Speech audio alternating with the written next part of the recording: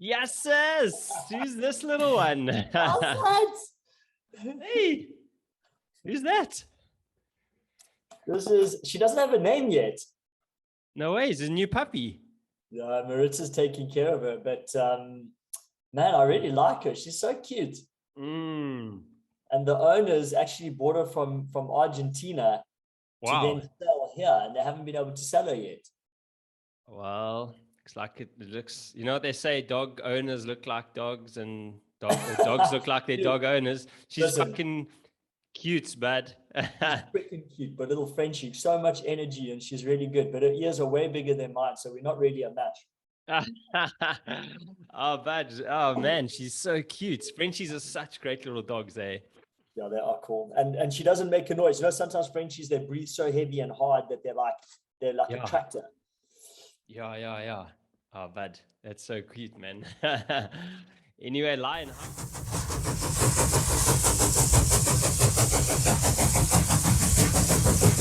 Anyway, Lion, how you, my boy? What's happening? I'm great, my brother. Very, very well. Thank you. How about you? Good?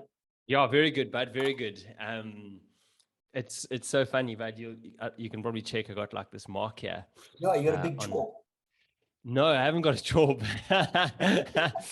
But like you're back in high school, bro. Yeah, yes, but fuck, remember high school, but yes, I used to have such bad fucking acne, like on my chin, but like, yes, it's crazy. Oh, dude, it was devastating how you used to rock up to school with a couple of just like ripe fucking cherries on your face.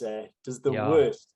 Yeah, but yes, and you're so self-conscious at that age, you know, like fucking, yeah.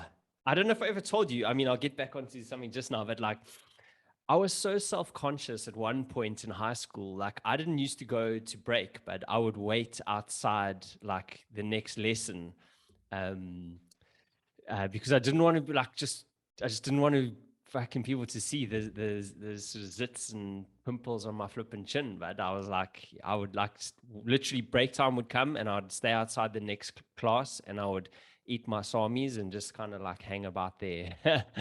Crazy. Dude, Yeah. I did not know that about you because you always in my mind were like the uber confident, the jock, the fucking popular dude, the oak that always had like so much charisma and confidence. So I never knew that about you. Yeah, no, that was one thing that I really like. I was very self-conscious about, but was my skin was bad, but Was that early on in high school? Was that like in the first couple like standard 6, standard 7, or was that later on? think I think it was like the middle, but the middle of high Really? school, like standard 8, standard 9 sort of thing. Like before I had my accident, I think it was around about then. Yeah, and then yeah, so crazy, bud. But yeah, anyway, going back to this, yeah. So Marissa's just gone to Floripa because she's actually flying to Sao Paulo for a wedding, and she asked me to get a bag. Like we've got these high flipping cupboards that are like really really useless, but actually at the same time not, because they're good for storage. So I had put our bags in there, and she was like, "Oh, I want to take both bags because then I'll decide which one to use." And I was like, "Okay, cool, whatever. I'll take both bags, whatever you want." But when I was packing the bag away, I remember putting this flipping, I don't know, like it's like a ornament holder kind of thing. It's hard to say. It's like a wiry thing though, right? And I remember putting it there and going, yes, I mustn't forget that this is on top of the bag when I take the bag out. But fuck, of course, you don't remember these things, you know? So I flipped and pulled it out, bud. And this thing, like it's got sharp edges as well, and they're actually quite rusty, some of them. And this thing fucking fell down, but I had no clue it was there. I'd completely forgotten. And it hit my face, and it just like cuts right through my forehead, and then my inside of my nose here, and like all the way down, bud. Like the sharp edge got it right. But and immediately I went, fuck, like, oh no, you know, like you can feel pain, but you're not sure like how bad the damage is. I was super lucky, but like the damage wasn't. It could have been your eye. But and that's exactly what it was. And I was like, my initial reaction was like, fuck, this has happened to me. Like, fuck, you know, like, because it was sore, you know, but like not devastating sort of thing. And then I was like, fuck, no, imagine how bad this could have been. Do you know what I mean? Like, and I was thinking, why don't we think like that more often though? You know, like when bad things do happen to us, we go, fuck, this is so bad and whatever. But like, how bad could it have been? Do you know what I mean? Like, I'm thinking now, I'm like, fuck, imagine that. Honestly, but I'm not even telling a lie. It's 1 centimeter away, even less from my eye. Like, and it's sharp, the thing. Like, that was eyesight, but gone. I swear. You know what I mean?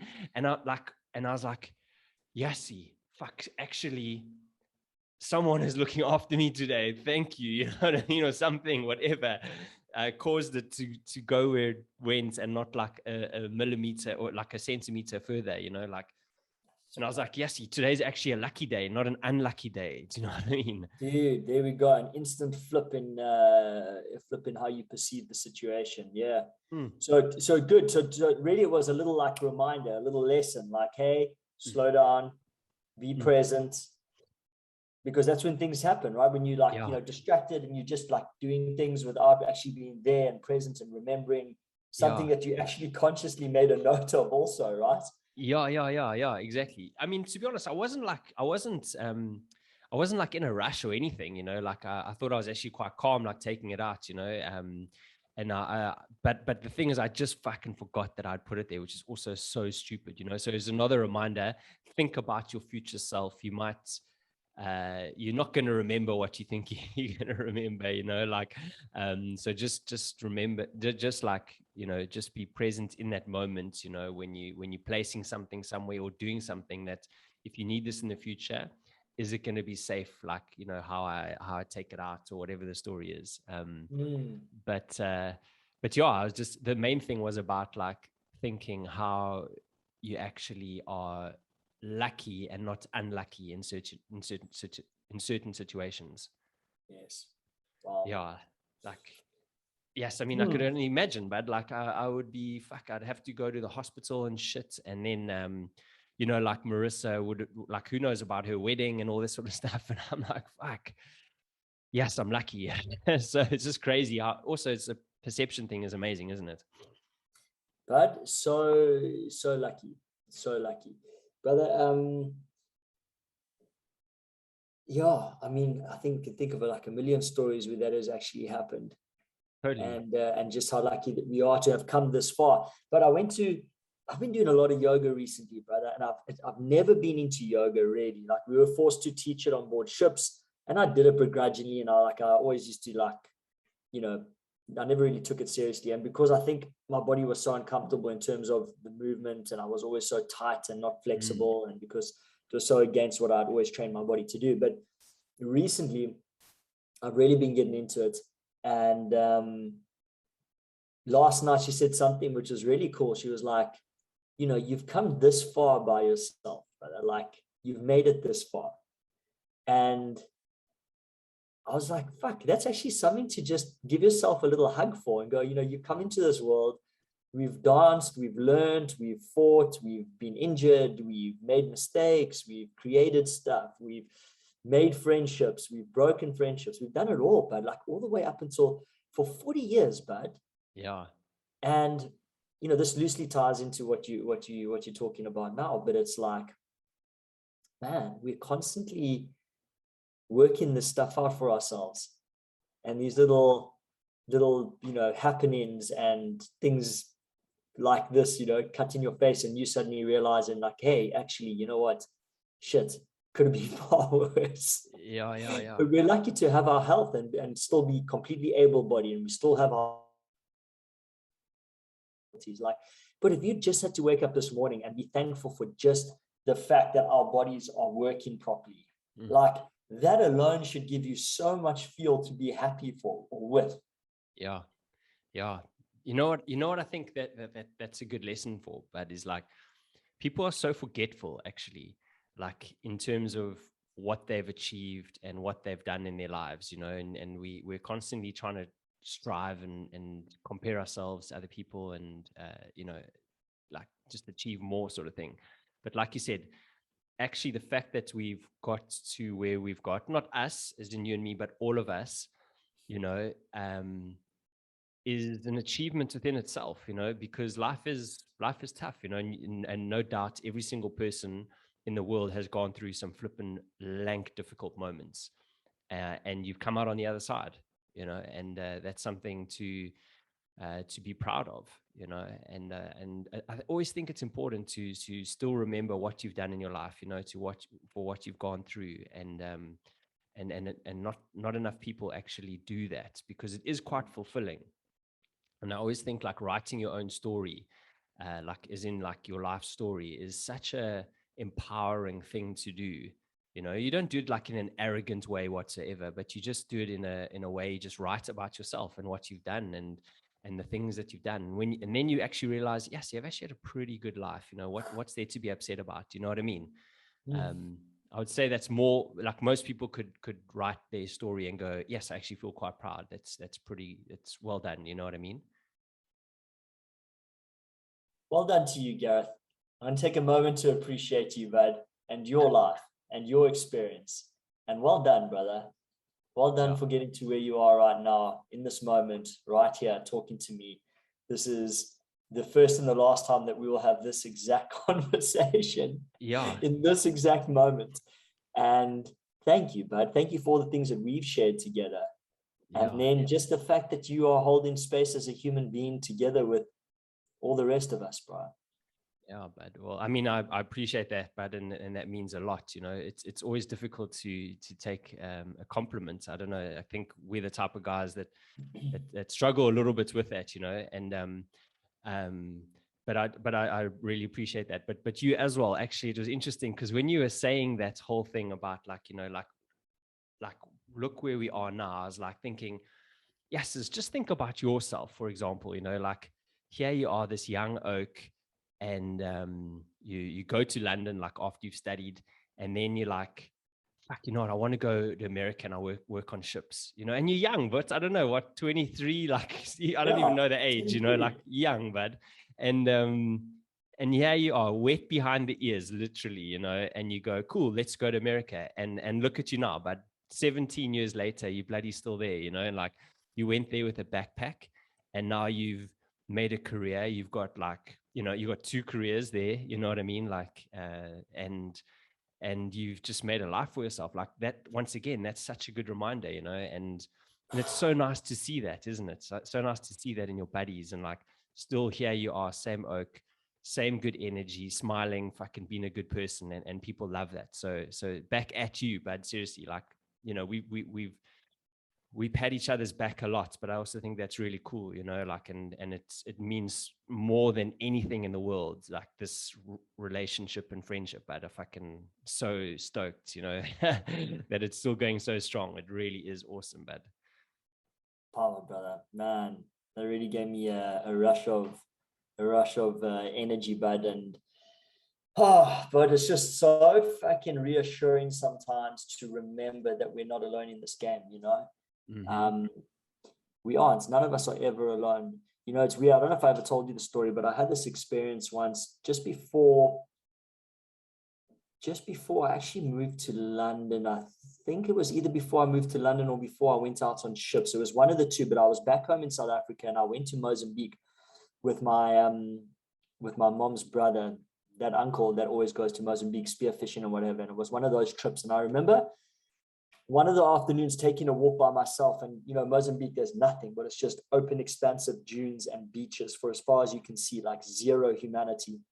And I took a long walk down this bay, and I ended up sitting like in the water, where the water just sort of laps up and does this, and sitting there.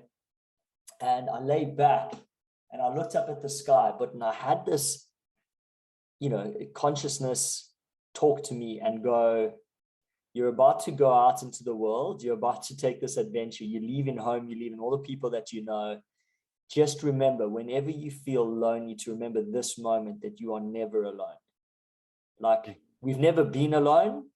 We are never alone. And no matter how separate we feel at this moment in this human body, but our consciousness is always part of this one. Like, we are so inextricably tied together and dancing in unison that wherever we are in the world, bro, it's important to remember that we are not suffering alone. We are not experiencing joy alone. It is happening for all of us in this big moment of time. And the reason I bring this up is the other day I went for a carver with my friend Alex, and he's like, listen, a guy that I know, Karim, has reached out to him recently. He's struggling. He's going to come sit with us just so that I know. I was like, no, that's fine. But as we were sitting there, like Karim and I just connected, and I just felt like I was there to hold space for him.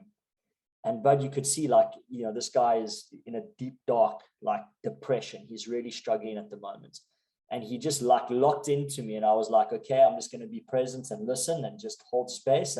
But he started like regurgitating like his whole life story, and he kept like breaking, going, I don't know why this memory is coming back to me. I'm telling you. And I was like, dude, this is supposed to happen, and I'm just here to hold space. So just feel free to fucking speak your mind and speak your feelings and allow it to come through. This is part of your healing, and we're here just obviously in this right moment and right time. And anyway, the big sense that I got was that right now he's feeling completely alone. He feels like he's no longer connected with his brothers and his mom, and he's struggling to, he's 45 years old, and he doesn't really have a clear direction on what he wants to do with his life, because he feels like his whole life he's been told what to do. And at the end of it, eventually I had to like disengage, because I could feel like it was starting to weigh heavy on me. I was like, I need to decompress and take a break. But before we left, I literally looked at him, and I put my hand on his chest and I said, Karim, you're not alone. But all of us, no matter how we look on the outside, have moments where we feel alone, where we feel depressed, where we feel like we're struggling, where we feel like we don't have a grip on things. Just know that all of us go through it, bro. And gave him a big hug. And fuck, but he just started bawling like streams of tears, like all this emotion suddenly came out of him, and he was like, oh my God, I can't believe like you told me that, because that's exactly what I needed to hear. I've been feeling so lonely.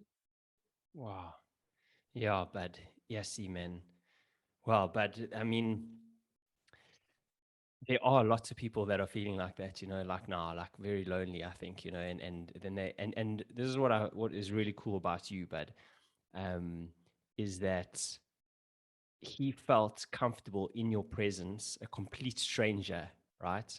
To express himself and show his vulnerability, like, and probably tell you stuff he's never told other people that have been in his life for a long time. He told you everything, sort of thing. And that says a lot about you, bud, and like where you are now as well, kind of energetically, like people feel safe in your environment to tell you whatever because they trust you. And that's powerful, bud. That is a powerful place to be in. So well done, bud. Like seriously. And sometimes it's just those, like you said, it's just listening, bud. And then all you have to do is you have to just acknowledge that person and say like 2 sentences, like you said, hey, Karim, like you're not alone, brother. I feel you. And then he's like, fuck, thank you, Ryan. Yes, you know what I mean? Like that's all it is sometimes, but it's not, we don't have to overcomplicate it. Do you know what I mean? So flipping out, but that's so cool, man.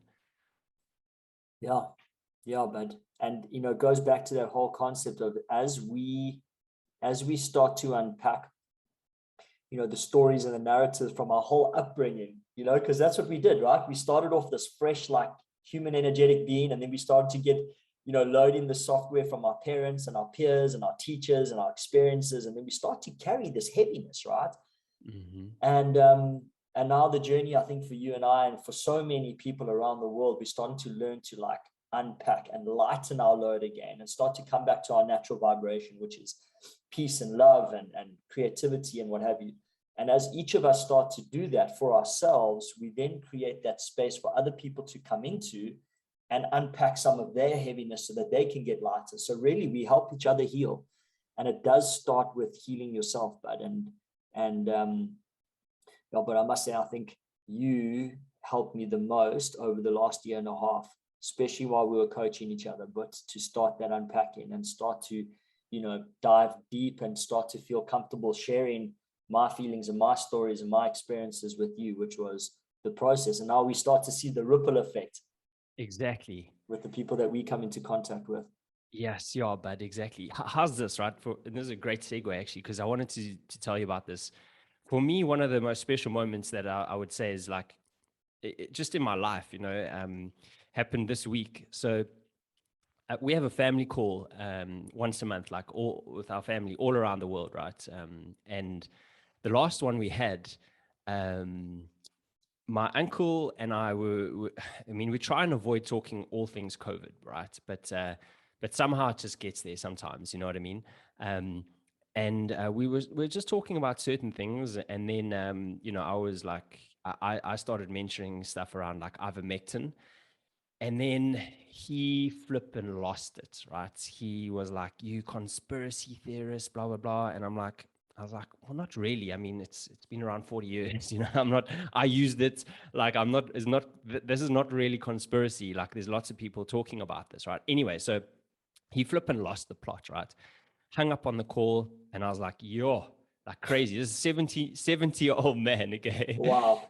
Anyway, so but he emailed me afterwards to apologize, first of all, and I think that took a lot, but I also think it's because he was embarrassed because he did it in a setting that he's like, Mm. wow, I'm doing it in front of my family, sort of thing. But then he's like, then he sent me another email saying, I would actually like to find out about what you were saying, because there's no one's opinion is necessarily right, and we have to kind of find a space in the middle. So I really appreciated that, So I sent him some stuff, and he's like a hardcore like engineer, like analyst, blah blah blah sort of guy. Like he's done some amazing things in his life. This guy's done like invented some crazy first things, right? Um, but anyway, so he was like, we were having this back and forth about like him sending me links, sort of like counter arguing, and I was just like, I mean, I was engaging still, and we're both very kind and respectful to each other. And then I started writing another email to him. I said, "Hey, Unks," I was like, "To be honest with you, like you and I can argue and debate this, like till the cows come home, basically, but I don't actually see much value in that. I mean, I think it's awesome that we're discussing things because most people are afraid to discuss things these days, and will only want to believe what they are currently believing, and everyone else is wrong, sort of thing. So I was like, that's a big win for us as a, just as a like two oaks chatting. I was like, why don't we use our time wisely? I was like, you left South Africa because he lived in Australia since I was 13, I think. It was like, you left Australia when I was 13. You're my uncle. I flip and love you. I always have, and I've got such fond memories of you. I visited him twice in Australia, and stayed with him like for 3 weeks at one stage. Um, but still don't know the oak like Lankwell, just via my mom and those sort of stories. So I said to him, I said, why don't we send each other one question a week over email, right? And we have the whole week to answer it. And yeah, let's just do that. How does that sound as an idea rather than talking about COVID and all that shit? You know what I mean? So it was so funny because when I thought of that idea, I was like, the first question I was going to ask him was like, why did you leave South Africa? And then, but he replied to me overnight saying, yeah, I like the idea. He's like, me being the oldest, I get to go first. Why did you leave South Africa? So it's crazy that we both ended up asking each other the same question. So anyway, I asked him the question, but honestly, I read his answer yesterday. He wrote two long emails to me, and I literally feel it was one of the best things I've ever asked anybody in my entire life to try and understand. Like just because it now explains so much about my uncle and the way he is and the way he just the way he is, right? So, it was literally like literally the best thing in the world I've ever read. I mean, the answer was so crazy. I won't go into the detail, but like one of the things that he spoke about, which is very common in guys that are our age that have dads, right, in South Africa, is the border war. But so, our dads went to the border war in South Africa, and Angola. And that was a hectic war, which there was almost like this unwritten, unspoken agreement that the guys wouldn't talk about it because what they saw was so devastating. Anyway, he was telling me about this, and he said, like he's like when he came back from the war, he said he was a completely different person. He was anxious, like short-tempered. I mean, I think he was already, but like just even worse. And he's like, and all these things. And then he like, and then he also told other things about why he left South Africa, and it was like crazy stuff about crime and these sort of things. And he's like, still to this day, I suffer from PTSD. Um, and but it was one of the most amazing things ever, just like reading that answer, because I was like thinking, holy fuck, now I understand the way you are, why you respond to the way you respond to things, because you still carry a lot of this sort of trauma with you. Do you know what I mean? And yeah, but it was just a really cool thing. Like I feel like this real deep connection with my uncle, just through that one response to one question, do you know? Wow. Well, two things Yeah. there. One, that you showed interest in, and that's really the way the key for all relationships needs to start, right? Show interest in the other person. And questions are such a great way to do that.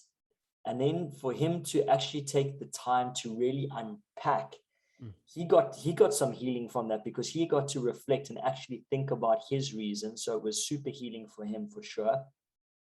And two, giving you more understanding of a person's point of view makes you way more compassionate and empathetic and understanding. So when next time you engage and he comes out, acting that way, it's like, okay, Yeah. I understand you. I can see why you would think that way, or why you would respond in that field.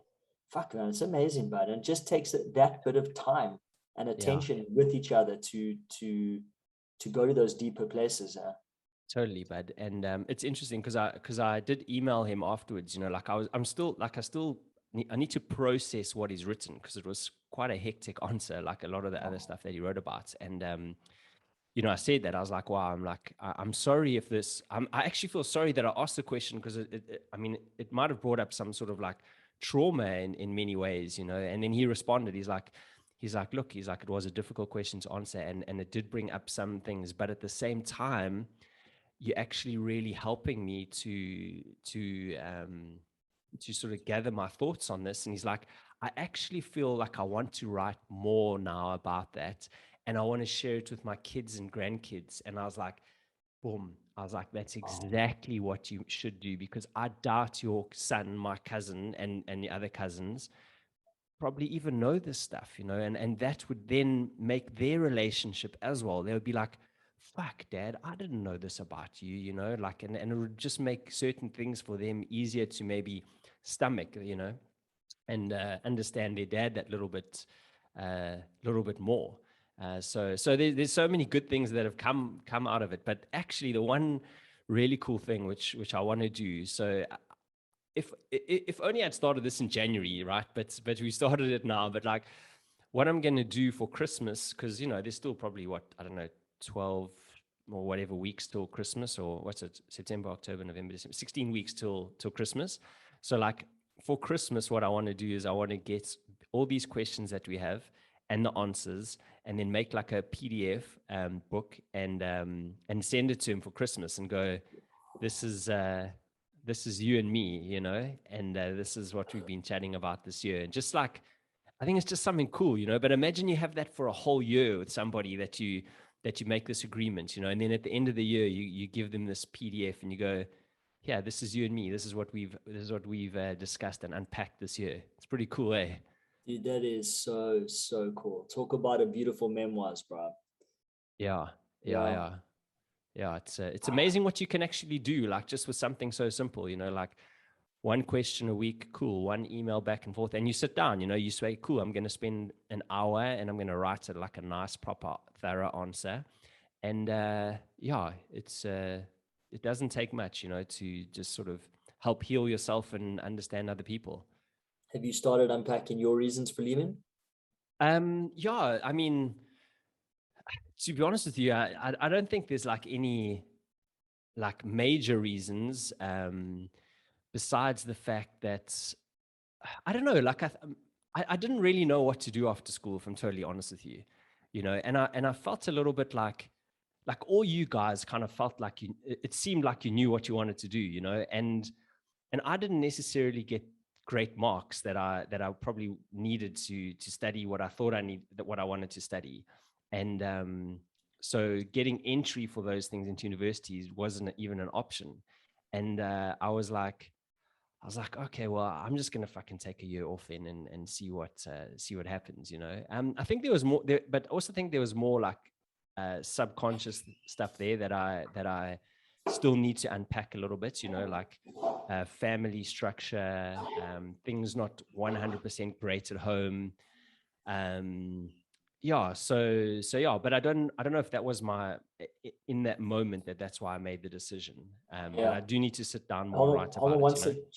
No worries. Sorry, Brad. Yeah, no worries, man. Yeah, I guess for you, I mean, you were 18 when you went overseas, right? Yeah. And so, yeah, it's not like you were necessarily consciously choosing, but what I have realized is that I think for a lot of South Africans, and I certainly felt this way, you know, not coming from a massive family of means where we got to travel overseas all the time, or I always felt like there was this whole world that was expanding and growing, and that was ahead of where we were in South Africa. So, you know, my whole teenage years watching MTV and seeing the parties in Ibiza, and, you know, that I always was like, I really, really want to go out and explore and adventure. And I just felt so far removed from it, like geographically and then also financially, so that by the time I got the chance to actually buy that plane ticket to London, but it was like, fuck it, I am now going for it. But I'm going through that door and I'm going to spread my wings and I want to see and do it all. Yeah, but and actually I think that was a big one too, because we went on rugby tour in the last year of high school to the UK, you know, England, Ireland, Scotland, Wales. And I still remember my last like few nights in London. We stayed at this hostel called the Generator, and I was like, "Oh my fuck, this place is amazing!" in London. And then that was like the first place to go. Like after, like that's the first place I landed when I did eventually make the decision to go after overseas. And it was that, you know, it was that like, wow, I've seen what's out there, and I'll probably want more of it, you know. So there's definitely that, but because, you know, yeah, like you said, you're stuck in South Africa, and you're kind of the bottom there in little Africa, and you just want to see what else is out there, you know. So yeah, it was definitely a decision, definitely a reason to go and leave. But yeah, not because of the reason that I think a lot of people think. They're like, oh yeah, you left South Africa because of the crime and all these things. I'm like, I didn't leave for that reason one little bit. It was never even entered my mind, sort of thing. It was just adventure, really. It may be a reason why you wouldn't go back now, but yeah, certainly wasn't the driving factor at that stage for us. Yeah, no, not at all, bad, not at all. So yeah, my boy. Yeah, what else is happening there? How's work and all those sort of things? Yeah, work is good, bud. Got a couple of big projects I'm handling at the moment, a brand change for Silver Sea, and got to get a couple of Disney ships back in the water now. Once those are out the way, then I can start to focus on like the day-to-day operations and driving revenue. Mate, we've done so many amazing things with our new leadership and the money and the creation of stuff like proper, like, mate, we've created the most amazing business analytics tool that give us so much now insight into our business that it's phenomenal. It's phenomenal to have somebody with a mind that understands intricacy and can go to the detailed places and pull together information and allow and then support, you know, the operations team with this stuff. It's really been invigorating. And, you know, in times of change, like we've just gone through, you realize that leadership also needs to change. And either, you know, the actual people need to move and change, or their mindset needs to change. And we had a bit of both. We had, you know, the two guys that have been in the company for so long both leave, and then the people that have sort of moved up the ranks also just like open up their minds and create this supportive culture. So I'm really excited in terms of the cruise shipping work and what we're doing, and very bullish on the future. I think it's going to be an amazing few years ahead. That's cool, bud. Yeah, the importance of evolution, bud. Like in evolution and growth, within yourself, within the work you do, and yeah, always kind of like re-looking at things and reassessing stuff, and being ready to pivot and change. Like there's nothing more important than being adaptable. But seriously, like you have to, My grandmother always used to say that. She said, Ryan, a good sign of intelligence is your ability to adapt. And, when I was young, like I didn't really understand that. But now you start to really see how important it is to be able to adapt and mold and change, because that's the one constant but that is going to happen. On another note, I'm actually flying up to Asheville tomorrow to go visit Cody and Jules for 4 days. Oh, awesome, bud. So yeah, I'm going to go unplug my brain for a while and go visit some wineries and some breweries and do some hiking in the mountains there. It should be good. Ah, lekker. Did he leave Miami, Cody? Yeah, so they kept their place here in Miami, but they live in sort of 90% of the time now up in Asheville. Julietta got a great job there at the hospital, and Cody can work remotely. So he pops down now and again to sort out his Sweat for 40 stuff. But yeah, they just wanted to get away to a town where they both feel more comfortable and connected to nature and away from sort of, the masses. And Asheville's, it's pretty beautiful out there. It's special. I'll send you some photos. Yeah, please do, bud. Yeah. Well, I think that's a cool kind of like spot to end, because I think like one of the things like that people should be looking to do, in with what's going on, is like get out of big cities, get into nature. Seriously, yes. Reconnect. And listen to Flippin' Ryan's grandmother. Flippin' be adaptable. Thank you, Grant, for your words of wisdom. Exactly. Awesome, bud. See you later, my man. All right, buddy. Love you. Cheers, man. Love you too. Cheers.